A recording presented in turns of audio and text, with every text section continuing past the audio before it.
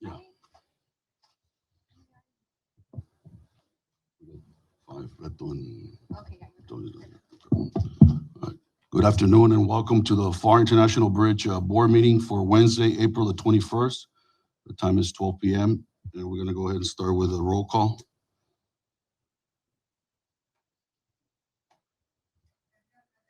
Here.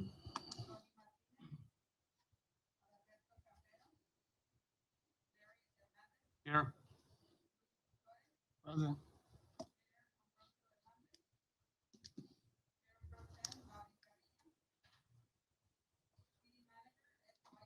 Here.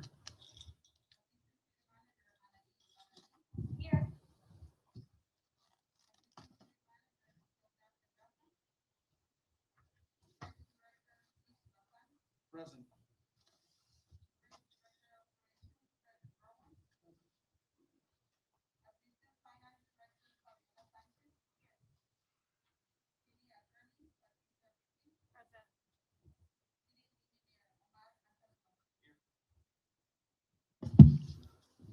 Need a motion to excuse board member Martinez and Campero. I'll make a motion to excuse both. We have a motion by Mr. Hernandez. Second by Mr. Flores. All in favor, say aye. Aye. Aye, motion carries. We go to item B, which is the Pledge of Allegiance, and please also stay standing for the invocation by Luis. Please join me in the pledge. I pledge allegiance to the flag of the United States of America and to the republic for which it stands, one nation, under God, indivisible, with liberty and justice for all. Let us pray. Dear God, we commit this working day to you. May we engage with each task with faith and perseverance. May we manage each situation with wisdom and value. May we speak and serve with integrity and purpose. May we pray and ask for your blessing upon the families of those close to us that have experienced loss of a loved one. May we pray and ask for your blessing upon the families of those close to us that are experiencing a birth and new beginnings. Lord, we invite you to work within us today and bless this meeting. Amen. Amen.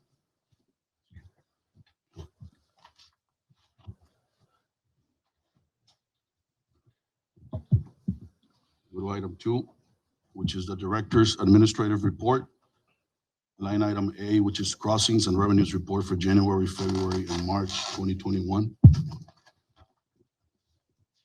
Good afternoon, board members. For the record, Fred Brown, Director of Operations, city officials. I'd like to present the 3 months, since we didn't have a meeting on January and February. We'd like to present the month of January, February, and March. I'm going to start with January and February, the 2 months. Page number 3, for the month of January, on car crossings, we crossed a total of 48,242 cars, which represents an increase of 3,522 cars, or an increase of 7.88%. The month of February, we crossed a total of 41,226 cars, which represents a decrease of 517 cars, or a decrease of 1.27%. Also, I'd like to present the other crossings from other ports of entry for cars. This is for the month of January. If you see all bridges from Gateway, from Brownsville all the way to Laredo, we had a decrease on southbound cars, with the exception of the Pharr International Bridge. We had an increase of 3,522 cars, or an increase of 7.88%. Also, I'd like to present the southbound cars for the month of February. In the month of February, we pretty much all ports of entry had a decrease from Brownsville all the way to Laredo, including our bridge. We had a negative decrease of 517 cars, which represents a decrease of 1.24%. Very little decrease, but we did have a decrease in March. Okay. I would like to present the truck crossings for the month of January. We crossed a total, these are trucks that are traveling from the U.S. to Mexico. For the month of January, we crossed a total of 62,818 trucks, which represents an increase of 7,608 crossings, or an increase of 13.78%. For the month of February, on trucks, we crossed a total of 55,232 crossings, which represents an increase of 2,201, or an increase of 4.15%. Also, I'd like to present the other ports of entry southbound truck crossing for the month of January. If you see, for the only bridges that had an increase was Eagle Pass, Laredo, the Pharr Bridge. The rest of them had a decrease on truck crossings. And then for the month of February, this February, okay, sorry. We did have, and Salduas had an increase of 32 trucks. And the Pharr Bridge had an increase of 2,201 crossings. The rest of the bridges, they had a negative crossings on trucks. The month of February. Yes, sir. I'm gonna wait. I'm gonna wait on February and March. I'm sorry, January and February. Sorry. Go back, what is it? January? That's for truck crossing for January. And then we have February southbound truck crossings. In a minute, I'll give you the March crossings as well. Okay? Oh. Yes, so if you go back on your last report on page number 3, you'll see it there. It's the last report for the month of March. I'm going to start with March now. This is the month of March. Page number 3. For southbound car crossings, we crossed a total of 48,110 cars, which represents an increase of 14,440 crossings, or an increase of 42.89% for the month of March. Now I'd like to present the car crossings for the month of March.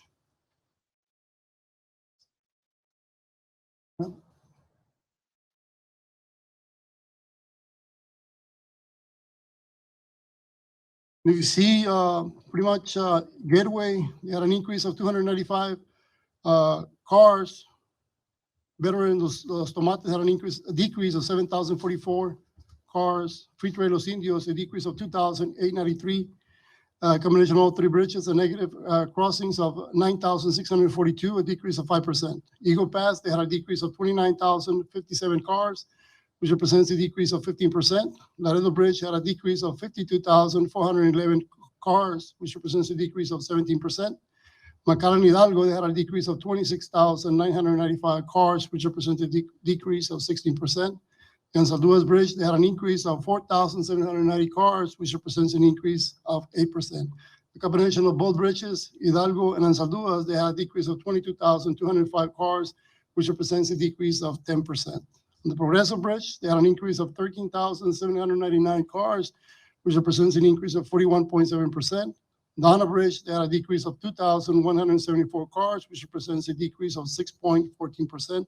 And again, the Pharr Bridge, we had an increase of 14,440 cars, which represents an increase of 42.89%.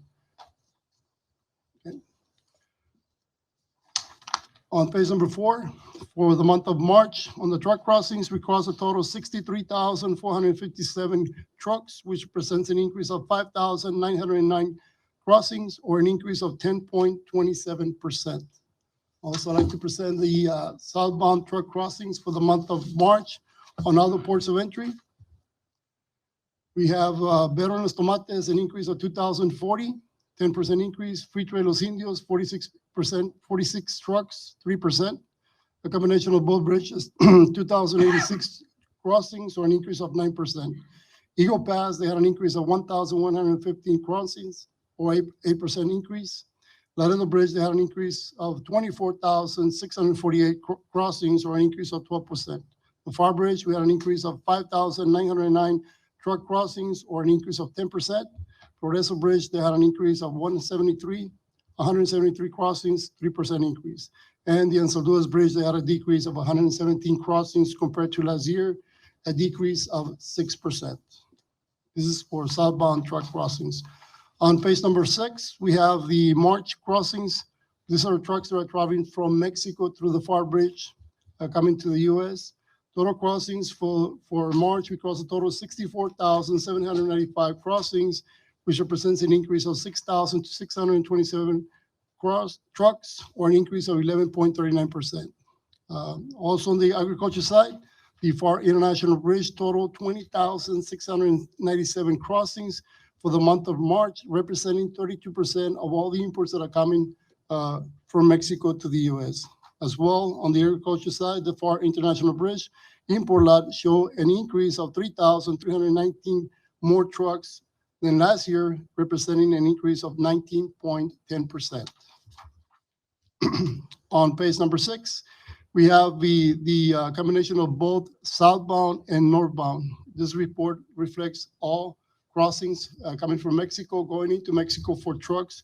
For the month of March, we crossed a total of 128,252 trucks, which represents an increase of 12,476 crossings, or an increase of 10.78%.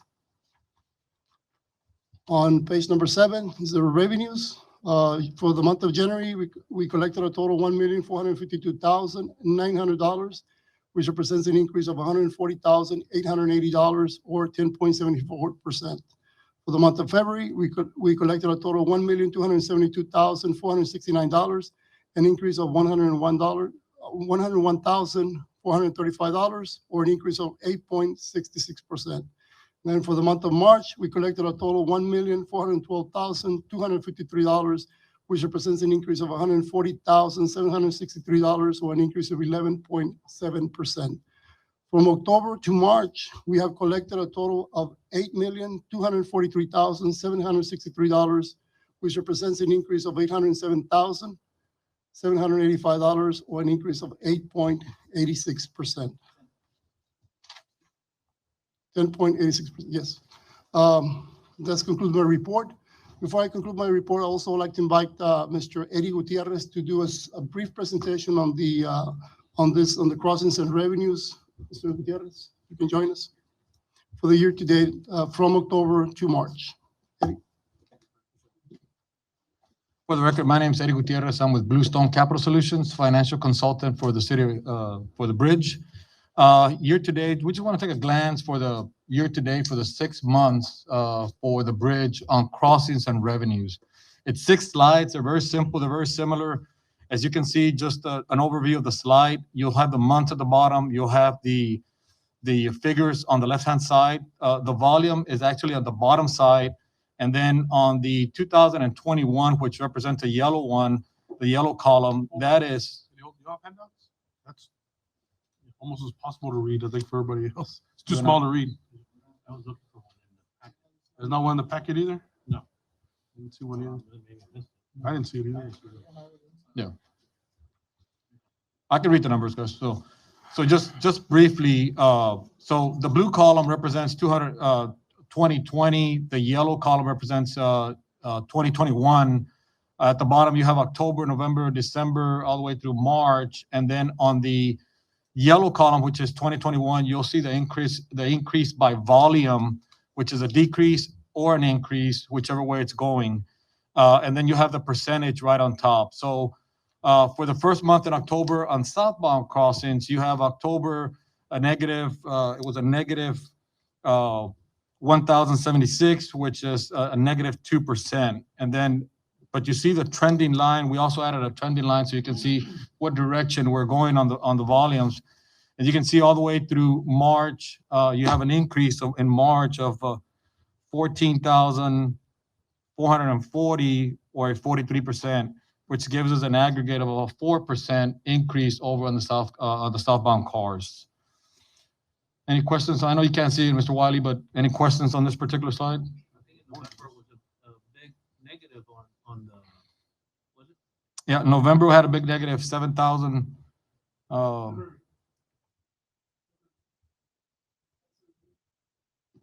Yeah, 517 was in February, but also there was in November we had a big drop also. What percentage of drop was that?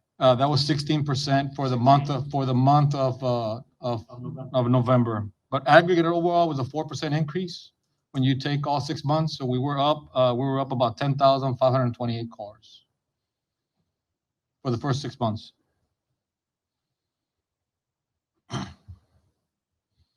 Okay. Any questions? All right, moving on to the southbound trucks.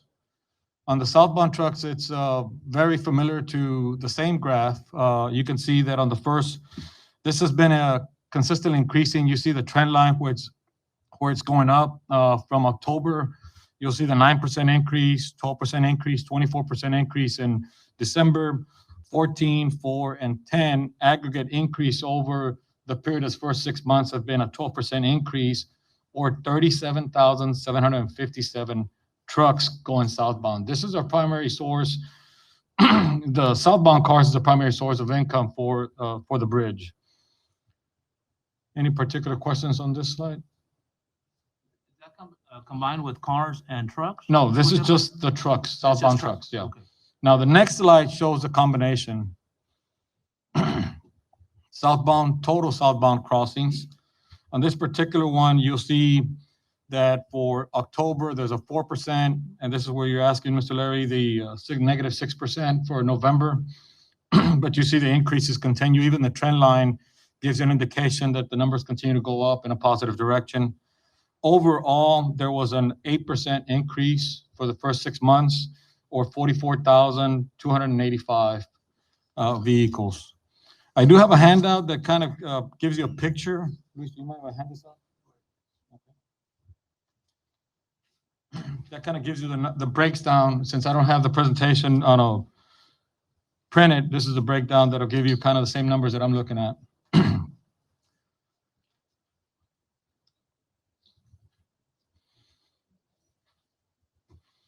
Any particular questions on the total southbound crossings? Any No. questions? No?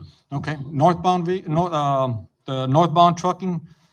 I tell Luis that I like to consider this the boomerang effect, because we want this to continue to increase, because we want them to continue to do a boomerang and come right back and go south, because that's where we make our revenues, right? So as you can see, the numbers continue to increase, 6% for the month of October, 9, 16, and 3%, 6% for February, and 11% for March, a total aggregate of 8% increase, or 27,942 trucks going northbound.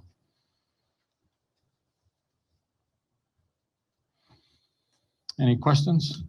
I think just to make a note on that, on what Larry was asking earlier, on the northbound, we still have the mix of the short trucks and estaquitas that are considered, those are considered commercial on the northbound, but we don't consider them commercial on the southbound because of the charge, a different charge for them per axle.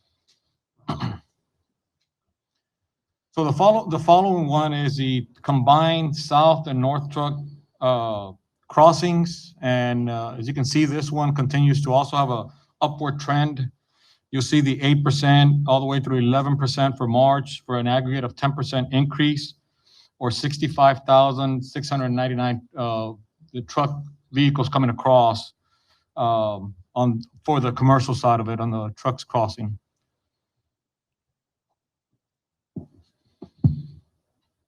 Any questions? No? Any questions? No. All right. The final one here is the one that I think everybody likes to look at. Look at that trend line. It continues to go up. We see a positive trend on that also. Every month has been a positive percentage where it's going up. October showed an 8% increase.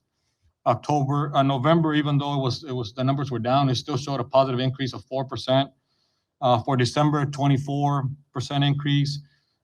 January 11, and February, even though we had some negative numbers, we still had a positive revenue increase of 9%. For March, look at the difference. It's 11 as it continues to go up. Aggregate overall was an 11% increase for the first 6 months of the year. And like Fred was saying, it was an impact of about $808,000 to the bottom line. So that's the revenue side of it. Any questions on that particular slide there? That's just comparing from Last year to this year, that's correct. Yeah. If I'm correct, every year we've been increasing percentages. Yes, sir, that's correct. Yeah, I don't have those figures in front of me, but we can get to those figures. So we've been growing, It's been a growing trend for sure. we haven't gone back. The vehicles did take a negative impact there when COVID hit. So we Right. had a negative impact on them, but other than that, we've had a positive impact on overall for the bridge.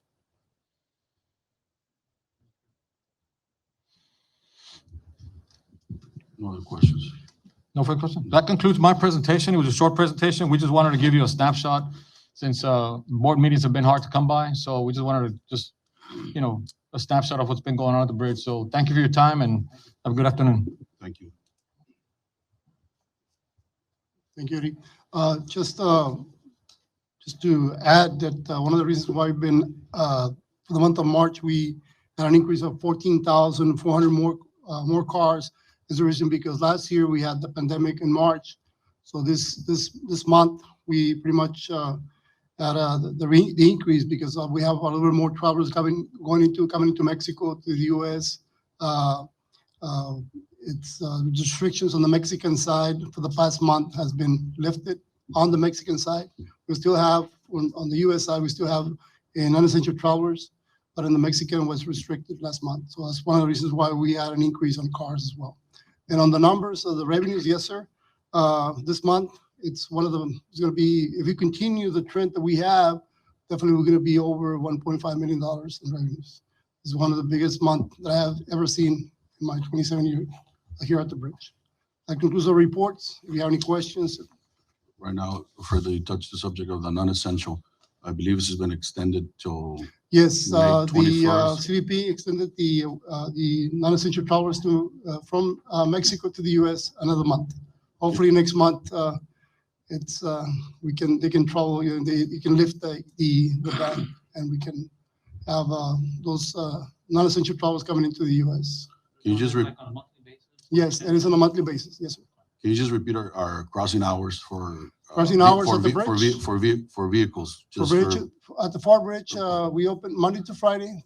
Coming from Mexico to the U.S. is from 6 to 8 in the morning, and then in the afternoon, 4 p.m. to 6 p.m. That's Monday through Friday. Monday to Friday. Coming in from Mexico to the U.S. Oh, okay.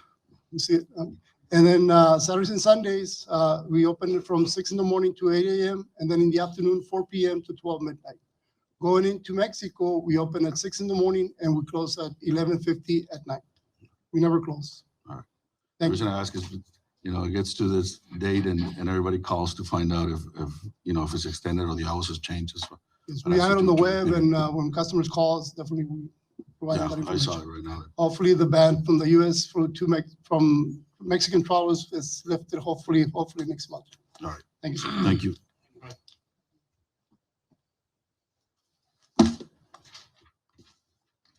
We'll continue with item B, which is the finance report for January, February, and March 2021. For the record, Luis Bazan, Bridge Director. Mr. Chairman, members of the board, city administrators. Further on the hours of operation, we knew these questions were going to come up. We haven't seen each other in a couple of months, so we knew that the question about the non-essential travelers coming into the U.S. was going to come up. I did have it as part of my report later on. So as Fred mentioned, correct, every 30 days, they're extending the deadline or extending it further. One of the things I think that's caused confusion is when you set a date, you say May 21st, automatically, once May 20th or 19th or 20th comes around, people start asking, the trade, the folks that want to come over start asking, is it going to be open? But obviously that's not the case, because of the COVID situation, because it is not safe in Mexico, there's a lack of accountability, lack of vaccine distribution. And that's why we have to keep our borders closed for non-essential travel, not until we get something official from our friends at Department of Homeland Security, CBP. That's when we'll actually send out the official notice. So we'll see what happens here in the next 30 days or so. And again, with the hours of operation, same thing. We knew this was going to come up, so we just wanted to give everybody a refresher as far as the hours of operation. So Freddie already went through that. At this time, if you'll allow me, also, it's Administrative Professionals Day today. So I just wanted to thank all the city administrators or administrative professionals for the city of Pharr. And particularly, I wanted to obviously reach out and say thank you to Vanessa and Cleo for all the hard work. I know it's been a tough year. Challenging year. 2020 was tough, but throughout everything, throughout the obstacles, they've kind of persisted. They stayed on track, and they've continued to honor and serve within our mission and values. So it's important to us, it's important to the city, so we appreciate everybody for their hard work and dedication to the city of Pharr. We do have, for finance, we do have Fabiola Sanchez, Assistant Director of Finance for the city. I'm not sure if she has a quick report for you. If not, I can go into some quick details. Okay. So basically, finances are tracking well. As you can see, our crossings are up, so that means our finances are good. For the period of ending in March 31st, 2021, we're at 71% of our budget on the revenue side, and we're at 51% of our budget on the expenditure side. Budget season is looming upon us. As a matter of fact, we're looking forward to kicking off the official budget season for 2021-2022 on May the 7th. So we'll be looking at certain issues, certain things, certain budget, items like capital outlay, marketing, travel, contractual services, site improvements, emergency repairs, and obviously capital improvement projects. So more on that as we continue to move forward. But again, finances are tracking well. We have a healthy, balanced budget. On the director's report, that's where I had the hours and that's where I had the travel restrictions. But we're going to call in Ezequiel Ordóñez. He's going to give you, we want to get back on track with the quarterly reports from our Mexico liaison. So he's going to give you a 5-minute brief on what's going on in Mexico, some of the lobbying, the marketing, and things that have been taking place. A lot of stuff happens behind the scenes, but it's important for us to kind of shed some light on it, show you some pictures, and give you a description of what happens behind the scenes. But at this time, I'd also like to wish Ezequiel a happy birthday. It is his birthday today, so happy birthday, Ezequiel. It seems like this week there's a lot of important birthdays for some reason, so we have one of those with us. So at this time, I'll call Ezequiel, por favor. And I don't think this is on your packet either, but I think this is a little bit more legible than the other one. Buenas tardes, Ezequiel Ordóñez, para el récord.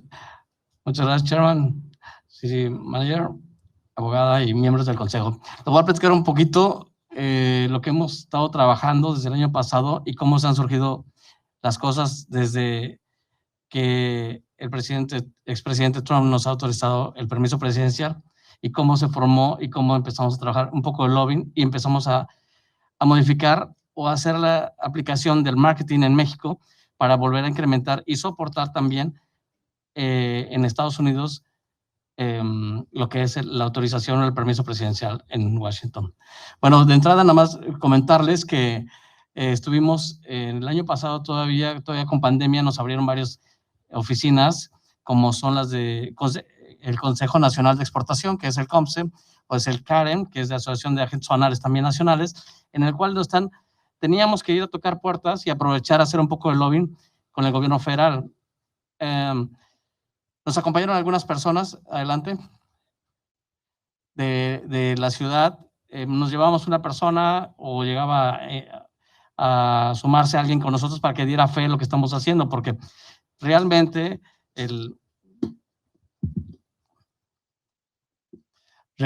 lo que empezamos a trabajar desde hace 1 año y medio con los estudios del lado mexicano, estudios de factibilidad, estudios topográficos, para buscar un objetivo que la ciudad necesite, que es el segundo cuerpo, pues tuvimos que trabajar en rápido, en express, junto con el gobierno federal, que es el área del lado mexicano. Teníamos que nosotros hacer participación y visitas en México para adelantar lo que era el lado mexicano o la mitad del puente, quién nos iba a autorizar la construcción. Bueno, pues es el gobierno federal, que es la Secretaría de Comunicaciones Exteriores, la Secretaría de Relaciones Exteriores, la Secretaría de Comunicaciones y Transportes, Banobras, que es uno de los dueños, Indavin, que es como los dueños federales de los inmuebles, y empezamos a trabajar con uno por uno, y junto con la pandemia teníamos que ver uno por uno, ya no podíamos verlos todos juntos, realmente hasta que llegamos al logro del lado mexicano, fue el número de registro ante Hacienda, que sería en Estados Unidos como el Treasury Department o lo que sería, sí, ¿verdad? Treasury, sí, el Treasury, el de Finanzas y Hacienda o IRS, que tenían los recursos para tener un número de registro del del puente de la mitad hacia México, que son cerca de 40 millones de dólares. El punto aquí es que con eso podríamos soportar también ir a buscar a Washington el permiso presidencial. Me voy rápido porque ya conocen un poco de la historia de lo que ha sucedido. Con los respaldos de los estudios, con los respaldos de los temas, de que las asociaciones en México, nacionales, no locales, en la Ciudad de México, y junto con las secretarías y las promociones del gobierno federal, nos ayudaron a entablar en Washington, en la Ciudad de México. Tuvimos cerca de 2 o 3 binacionales, aún así con pandemia, unas virtuales y otras presenciales, y nos dio a fin de año, que fue el 31 de diciembre, la autorización del permiso presidencial. Bueno, pues de ahí, pues ya no dormimos, yo digo por todo el equipo del puente, porque empezaron a hacer llamadas desde la mitad del día en relación a que todos empezaron a enterarse de qué estaba sucediendo en el puerto de Pharr. Pues nosotros teníamos que mostrarles a todos y hacer un cambio de marketing, y teníamos ya ahora sí que, como se dice vulgarmente en México, un poco de carnita para brindarles y explicarles por qué se dio, o por qué el gobierno federal en Estados Unidos y el gobierno mexicano federal estaba viendo hacia Pharr para autorizarnos un nuevo puente paralelo al que tenemos, ¿ok? Tuvimos que nosotros hacer una reunión, un cambio de marketing, el cual yo creo que en los próximos meses se los va a platicar un poco más a detalle Luis, el director del puente. Empezamos a hacer con Pharr unas reuniones binacionales para que se enteraran todos nuestros usuarios o nuestros stakeholders del lado mexicano, tanto del lado de allá y aquí en Estados Unidos, que se enteraran acerca de que se enteraran exactamente cuál fue la realización y cuál fue el avance del por qué dicho proyecto estaba en mira de Washington y la Ciudad de México. El punto es que empezamos a cambiar y a modificar un poco el marketing, porque ya se nos vino encima una noticia que para Estados Unidos, como para México, país, es una novedad tener un puente nuevo, ¿verdad? Antes de cualquier aledaño o alrededor o vecino de nosotros. Entonces empezamos a visitar lo que fueron en México, lo que son dependencias federales, dependencias o asociaciones nacionales, para empezar a enterar y hacer un nuevo marketing en todo lo que es la Ciudad de México. Nada más en enero, por ejemplo, en el puente llegaron de 5 a 10 clientes, de 5 a 8 clientes nuevos de Nuevo León y Coahuila y Zacatecas, nada más de enterarse de oído, ¿no?, de lo que estamos desarrollando y la gente cómo nos está volteando a ver. Al punto, la mayoría, o yo pienso que 3/4 de los clientes que tenemos en el puente son del lado mexicano, ¿verdad? Empezamos con esta reunión, empezamos a tener reuniones con ingenierías en ambos lados, empezamos a cruzar información binacional entre Washington, México, y también nuestros coterráneos del lado mexicano en Reynosa y también aquí en Pharr. Y bueno, empezamos a avanzar, empezamos a hacer un cambio de marketing, como volvemos a repetir. ¿Y qué estamos haciendo? Bueno, pues direccionar y enterar a todos por qué vamos a empezar a construir. Pensamos nosotros que para el próximo año, y tal vez a fin de año o inicio del año que entra, tengamos los recursos en ambos lados para el arranque o la primera piedra del segundo cuerpo. En el marketing que estamos viendo, como lo comento otra vez, lo remarco mucho porque realmente necesitamos que toda la gente se entere cómo es el comercial. Que la gente se entere en Estados Unidos, no nada más en Texas, sino hasta arriba, hasta Canadá, y en todo México se entere de cómo estamos creciendo para ser uno de los segundos puertos entre México y Estados Unidos y de mayor calidad y servicios en todo ambos lados. Si tienen una duda, digo, la presentación te las puedo explicar, pero yo creo que es lo que les estoy comentando, es un poco el resumen que empezamos a trabajar en 6 meses. En algunos momentos sí me pude llevar yo a los directivos del puente, en algunos momentos no, pero sí es realmente lo que ha valido la pena es que todos hemos estado dándole seguimiento al punto del segundo cuerpo junto con el marketing y junto con la dirección del puente, ¿verdad? Y bueno, pues si tienen alguna duda, digo, la verdad es que estoy abierto, y desde los proyectos, desde el lobbying que se ha hecho en México, las ingenierías nos han respaldado en ambos lados, las cartas de nuestros usuarios o stakeholders o las asociaciones nacionales o locales en ambos lados nos ha respaldado esto que les estoy comentando. Y bueno, pues yo creo que hace un año aproximadamente, todavía estábamos tocando al principio de este tema de cómo poder hacer un segundo cuerpo, y ahorita ya es más real porque en ambos lados ya tenemos una autorización presidencial y del lado mexicano ya tenemos un número de registro y tenemos al Banco de Obras Públicas Federal con nosotros y hasta lo tenemos hasta en los teléfonos, ¿verdad? Significa que tenemos, este proyecto trae un ángel que se puede desarrollar como lo estamos pensando y como lo quiere la ciudad, ¿verdad? No sé si tengan alguna duda, perdón. Lo que estás diciendo, Ezequiel, es que ya está en el lado mexicano, ya está listo también para comenzar la construcción. Sí, el lado mexicano, nada más para hacer un poco de la aclaración, tuvimos nosotros el número de registro federal ante Hacienda y Crédito Público, que es el que maneja todas las finanzas del país, lo que es el SAT o la IRS. Ya teníamos el número el 15 de octubre, me parece, ¿verdad? Desde el año pasado, el 15 de octubre. Con ese número, eso garantizaba que el gobierno federal le interesó hacer un segundo cuerpo.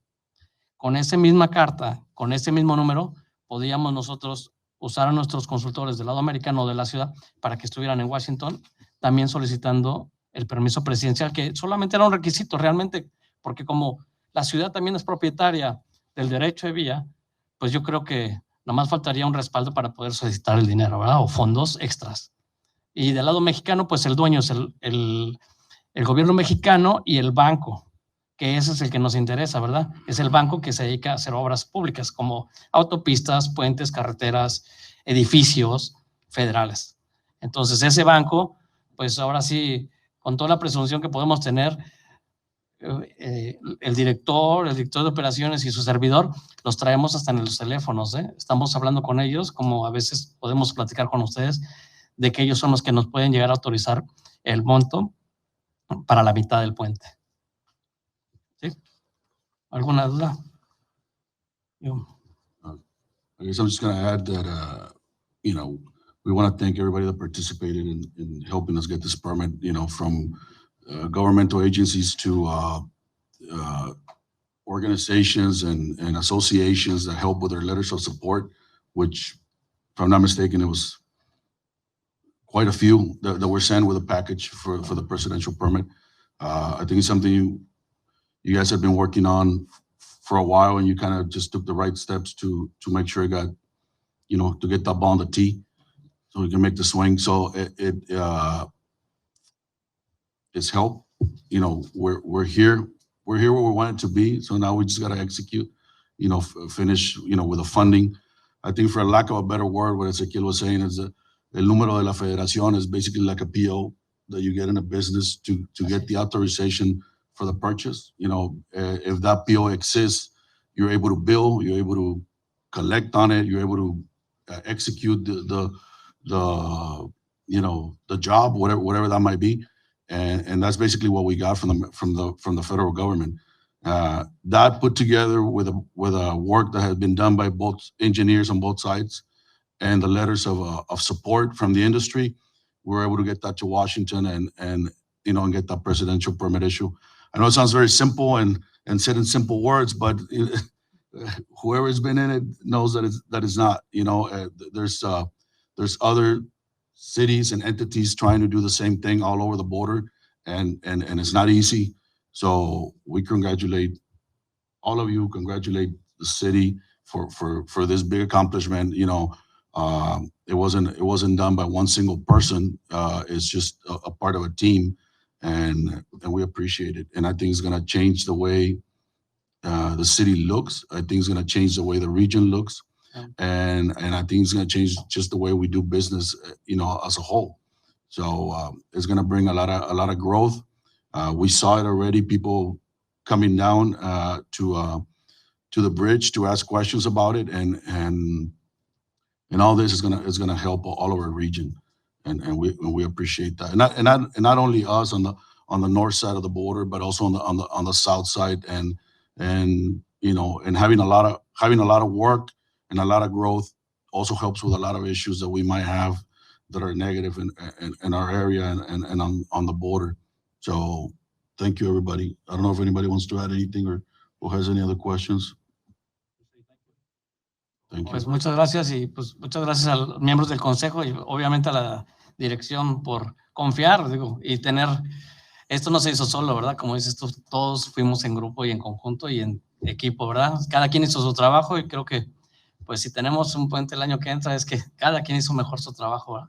Muchas gracias. Gracias, Luis. Happy birthday, Ezequiel. Y Muchas gracias, Ezequiel, y felicidades de nuevo. celebramos el pastel. So in short, a lot of work, a lot of coordination, but it's a big reward at the end of all of this. So we're looking forward to 2023 when we finally open that second span of the bridge. So again, thank you to everyone that's collaborated and put this thing together for us.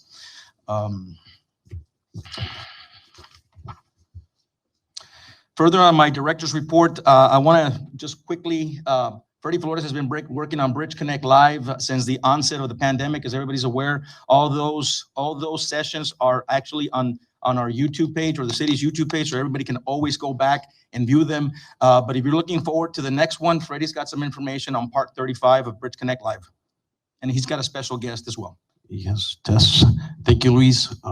For the record, Freddie Flores, Bridge Trade Liaison. Yes, as Luis is mentioning, Bridge Connect, we're happy to inform you guys that tomorrow is going to be our first in-person session. And we have already like a little bit over 50 to 60 people in attendance.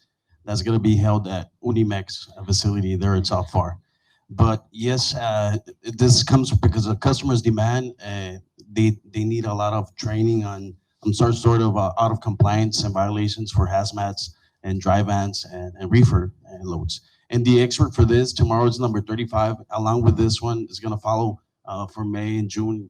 We're going to try to have another one in person with different topics. But for today, we have Sergeant Orlando Barrera with DPS. Mr. Barrera, can you please help us? And he's the expert on, I can explain a little bit on the violations that we've been seeing out of on permits and overweights and the hazmats and the level 1 trainings.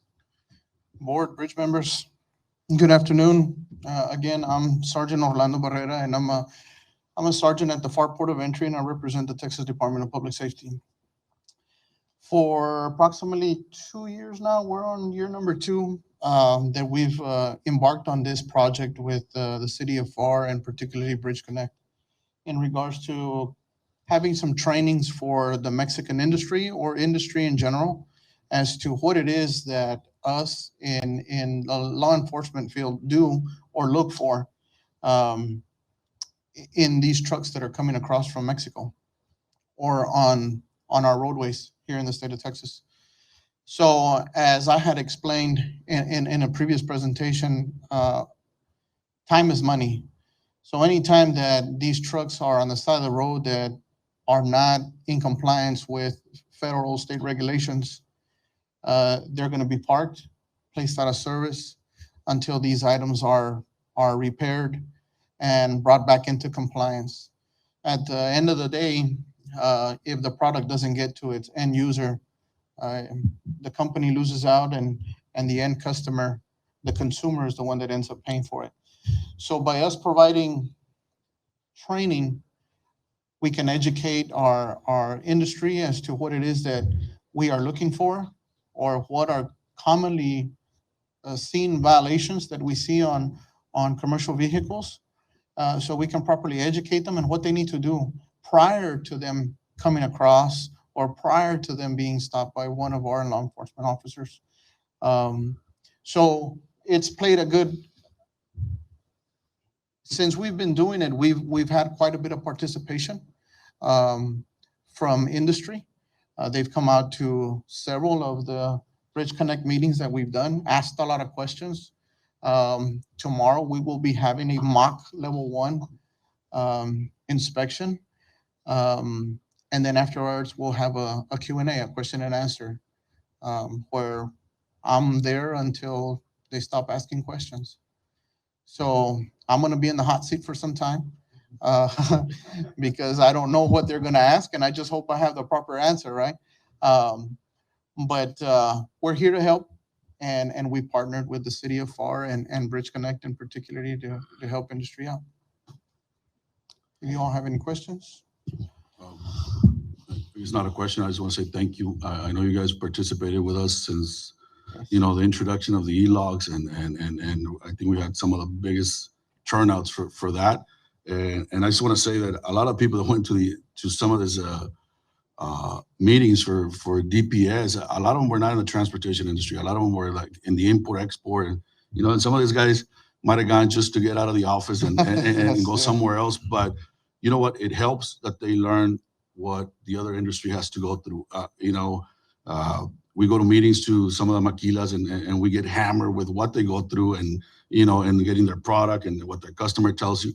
But at the end of the day, until, you know, they hear from you guys of, you know, what the truck is required, what we can do and not do, you know, when we're placed out of service for whatever the reason is, you know, I have people from import export that say, you know, only tres choferes, so it's like, you know, 3 drivers that can get there faster. And it doesn't really matter, you know, how many drivers we got in it. You got to have the hours to make it. And I just want to say thank you. And Sure. and I think you're gonna be there for a long time tomorrow. Well, But we appreciate it. yes, sir. Yes, sir. Thank you. Thank you all. Thank you, sir. Please, thank you. Thank you, Mr. Herrera. Thank you, Sergeant Barrera.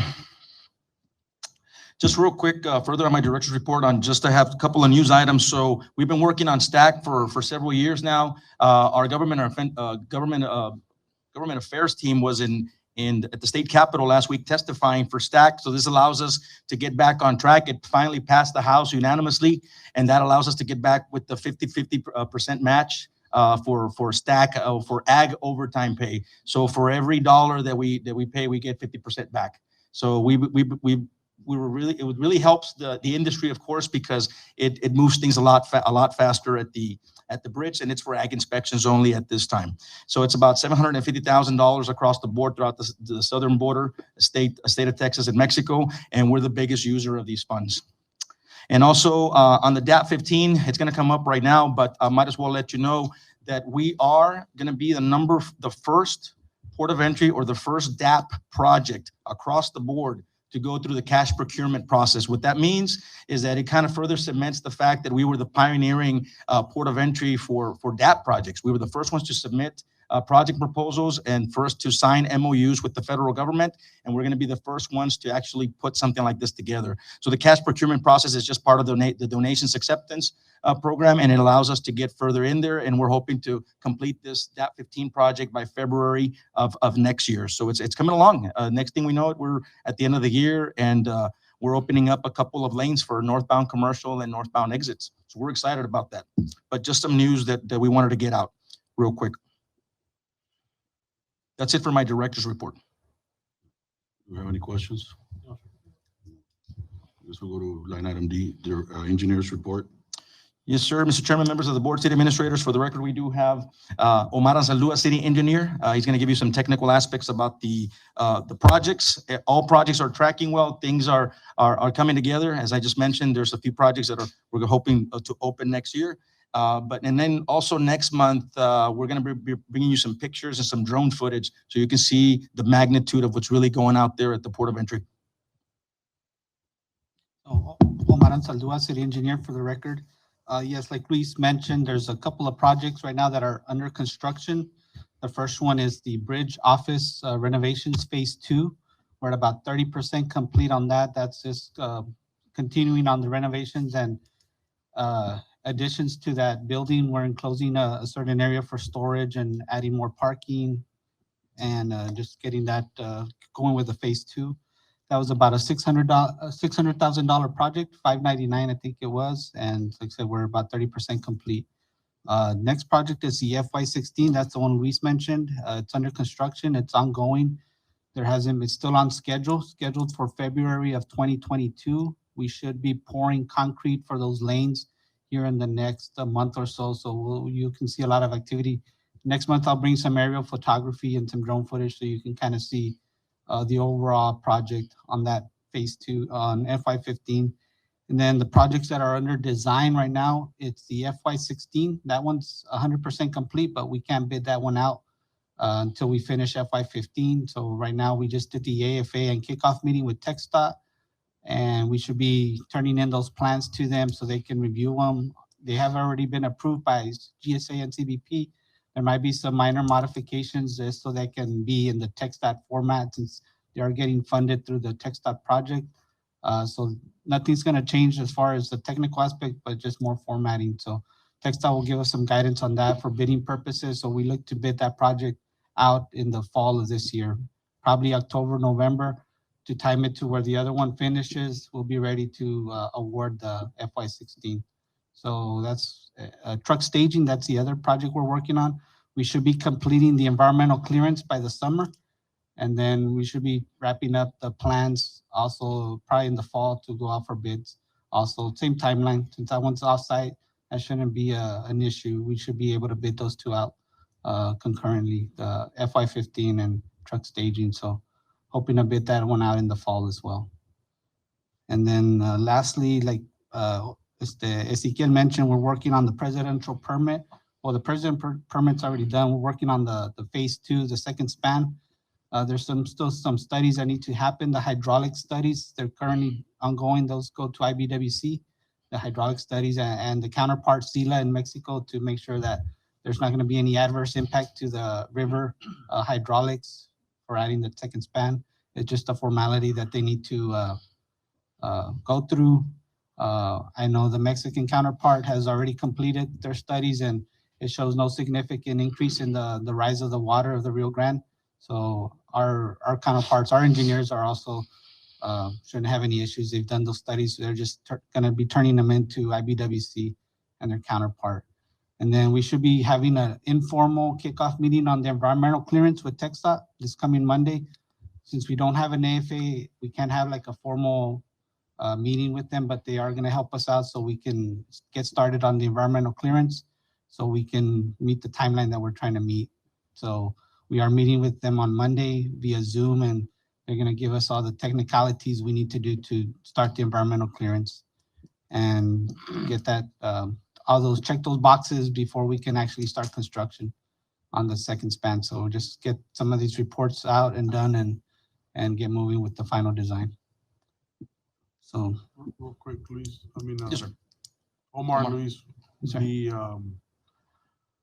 the border wall supposed to be coming back again, from what I understand. I need to Okay. make sure to get with SCA to see where we're at. I know we were Okay. with the attorneys, and then Biden stopped it, and supposedly now it's coming back again. So Okay. let me get ahead on that. Sure thing. Yeah, I remember when before it stopped, we were looking at the construction of temporary bollards in the place of where the second span of the bridge will be constructed. Then we had to go in there and tear it back down because they had to build something there. So we had gotten together with the Army Corps of Engineer, CBP, DHS in general. But yeah, we'll get back on track with that. I know we had put together a cost estimate of the cost impact that it was going to have on us if that border wall was built and we come back and build our bridge. We're going to have to cut back some of those bollards and redo some of that work. So it was in the neighborhood around $350,000. So we're looking to see if they would escrow that money or part of the negotiations of the land transaction to have those cost impacts accounted for. But, I just don't know how fast they're gonna bring it back. It'll be the chicken before the egg, or the other way around. And then I guess one last project, it's not our project, but it's a TechStop gate to gate VSIF project. They've kind of hit some snags, that fiber optic line that, we tried helping them out. I guess, they had some issues there that I guess they're gonna try to figure out how to get it rerouted. We are reaching out to AT&T. The thing is that fiber line is private once it gets into the port. AT&T has nothing to do with it. They'll provide the conduit, all that all that fiber becomes private. So we're working out those issues with GSA, CBP so that we don't cut connectivity and operations. There's a lot of sensitive information data, so we don't want to cut the line and have them out of operation. So we're trying to work with AT&T and how to get that worked out. But, it looks like our second exit's going to be done before their BSF exit. Gap 15. So. Okay. Thank you, Omar. Yes, sir. So that's it for projects. One more item I just wanted to bring to everybody's attention. Next week, we're going to be hosting Secretary of State Ruth Hughes at the bridge. So we're working with governmental affairs to bring her in and part of her staff just going to be a small meeting, but we're going to be updating her on what's going on at the bridge, basically showing her, showcasing the projects and where we're at, talking about our rankings and future developments and things of that nature. It's going to be a luncheon, so I'll reach out to see. I know we can't have everybody there, but I'll reach out to see who can make that. But it's going to be a meeting at the bridge again, just a luncheon with Secretary of State Ruth Hughes. On the truck staging that Omar was talking about, is that in the port or is that the one outside? No, that's the one outside. It's behind Okay. Transmaritime. Okay. Yeah. Forget the name of the road. It's Do we have any other questions? On Juniper. Juniper. That's Amazing the, of all the projects Omar's in charge of. I mean, are you willing to? and that's just the able to bridge. keep up with all that? That's just the bridge. Yeah, there's a lot going on, a lot of positive news coming out of Pharr. Obviously, a lot of development, a lot of investment, but it's for the future. We're really looking forward to servicing more trade.